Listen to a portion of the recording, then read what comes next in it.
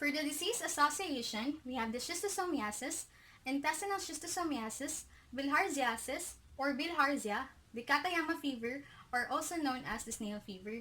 Actually, these three are just alternate terms that is used to refer the schistosomiasis.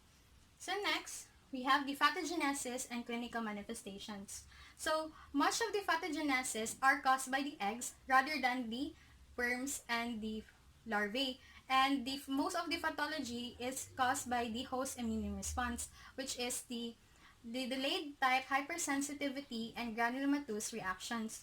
So in the course of the infection, this is divided into three phases. We have the migratory or migration phase, the acute phase, and we have the chronic phase. Under migratory phase, this is characterized by allergic reactions and congestions. So we have the swimmer's itch. This swimmer's itch usually happens after the cercarial penetration. So people with swimmer itch has a pimple-like skin rash, which is caused by the infestation of the cercariae. Then we have also the pulmonary lesions or pneumonitis. These are caused by the schistosomule that migrates in the lungs. For the acute and chronic manifestations is that this is mainly due to the egg deposition of the egg deposition in the organs. So for the acute phase, usually this is the first egg deposition, and the manifestations includes the Katayama fever or the snail fever. So this Katayama fever has the same manifestation with the serum sickness, which they manifest the following symptoms. We have the abdominal pain, nausea, fever and chills, bloody diarrhea and eosinophilia, weight loss, cough, astral gas, respiratory system, lymphadenopathy, and pyrexia. However, the fulminating meningoencephalitis is not a manifestation of Katayama fever. It is the manifestation of acute cerebral schistosomiasis. This happens, cerebral schistosomiasis happens when the eggs is entrapped in the central nervous system, and it would cause a granuloma. For the chronic stage is that since eggs are deposited in any organs, but mostly in the liver, lungs, intestines, and frequently in the central nervous system, so whatever eggs that are entrapped, the primary lesion is the granulomatous hypersensitivity reaction, and in a single egg or in a cluster egg. But since it is a schistosoma haponicum, so eggs are usually in clusters. That's why it forms a very large and destructive granulomas. So people who are already at the chronic stage can manifest the following symptoms. They had necrosis, lesions, and granulomas, obstruction of the bowel, obstruction of the pulmonary vasculature. They have the hepatosplenic disease, which is the most serious consequence of the schistosomiasis, and fibrosis, and tumor, which is the chronic stage of the cerebral schistosomiasis. So guys, here are some of the photos of the pathogenesis and clinical manifestation of the disease. So we have here, this is the swimmer's itch or the cercarial dermatitis, wherein these dots are the areas where the cercariae have penetrated. Then this is the obstruction of the bowel, and we have the hepatosplenic disease, which is the most serious consequence of the schistosomiasis.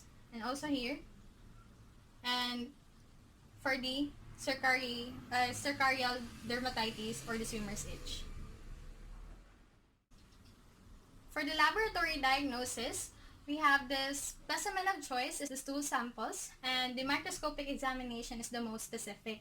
Using the stools examination technique, we can already visualize the parasite eggs. So there are times that stool examination can be negative even if the person is active for schistosomiasis. That is when infections where there are scarring or fibrosis at the site of the ulcerations, since this can impede or stop the passage of eggs in the lumen. So our stool examination will be negative. So we can also obtain or recover the schistosome eggs through rectal or liver biopsy. So for the concentration method, we have the methylate iodine formaldehyde. This methylate iodine formaldehyde has sufficient sensitivity for heavy and moderate infections but not in light infections. And also, feces with methylate formalin can actually be kept for indefinite time. So we can perform the lab test anytime. And also the methylate formalin solutions can preserve the protozoans, which allows us for diagnosis of polyparasitism. For the K2CATS technique, it's the preferred egg counting technique since it's the most suitable for quantification of eggs. So if the specimen has a less than 20 eggs per gram of stool, so it is required to at least prepare at least 3 K2CATS preparations for to us to have a 92% sensitivity. Also, we have rectal snips and imprint, which also very sensitive or specific. Then we have the immunodiagnostic test, which includes intradermal tests, indirect hemagglutination, circumluval precipitin test, and ELISA. And lastly, we can also use molecular techniques. So the treatment of choice is we have the praziquantel. So it has shown that our praziquantel is active against the adult schistosomes, both in vitro and in vivo experiments. So in the in vitro experiments, it has shown that the adult schistosomes become immobile and they undergo contraction as they have contact with the drug.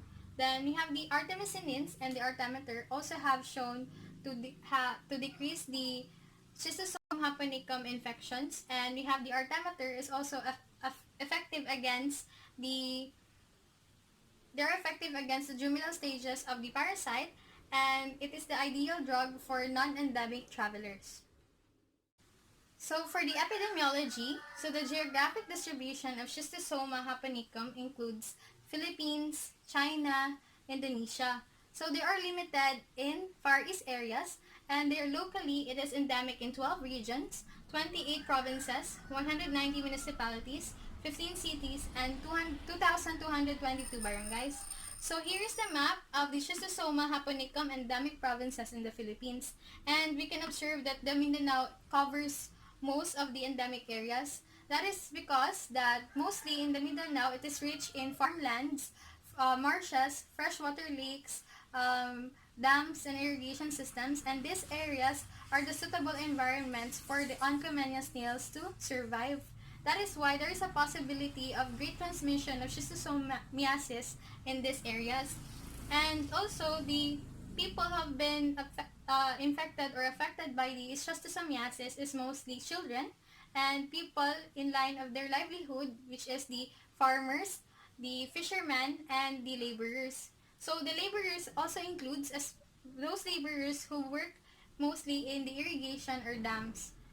So it has been showed that about 200 million people who have been affected by the schistosomiasis, mostly in tropical and subtropical areas, particularly in rural areas. And there have been 280,000 people who die annually because of schistosoma-related infections. The prevention and control, this includes proper human waste disposal, which also includes the excreta of animals, especially the mammalian host. We have the control of snail population, but there has been problems with control of snail population because using of chemical pesticides in water to kill the snail or to control the population of snail can be also harmful to other aquatic organisms.